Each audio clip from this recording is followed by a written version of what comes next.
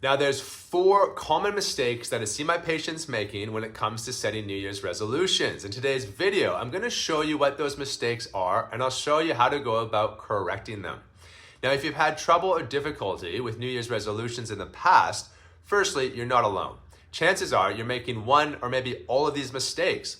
So be sure to stick around all the way to the end. Now, mistake number 1 is that we set way too many New Year's resolutions. Let's face it, change is really difficult. When we set multiple goals, we make it really difficult to succeed and easy to fail. In fact, I think it's much better to succeed at 1 goal than it is to fail at 5. Mistake number 2 is that we fail to have a plan. Most of us put away more time, energy, and effort into planning our kid's birthday than we do in planning our own New Year's resolutions. If you want your New Year's resolution to be a success, then there's a really simple question that you should ask yourself, and that's this: what needs to happen to make that happen? Now, when you ask yourself this question, you'll be able to identify the obstacles that stand in the way of you having success with your New Year's resolution. Okay, mistake number 3 is that when we do plan, we don't plan for failure. Again, remember, we're all human.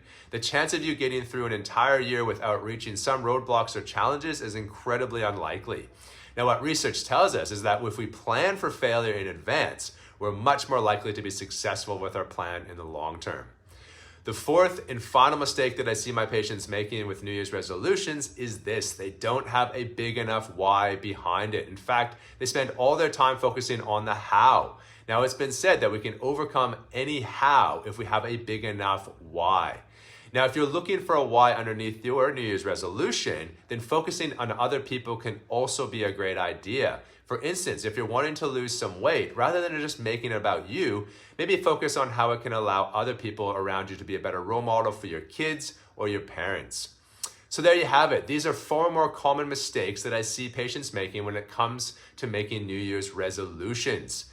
Let me know in the comment which one tends to hold you back. And if your goal is for 2026 is to have a little less pain, then we'd love to help. You can give the office a call on 9877-7732. I'm Dr. D, and remember, transform your posture, transform your life.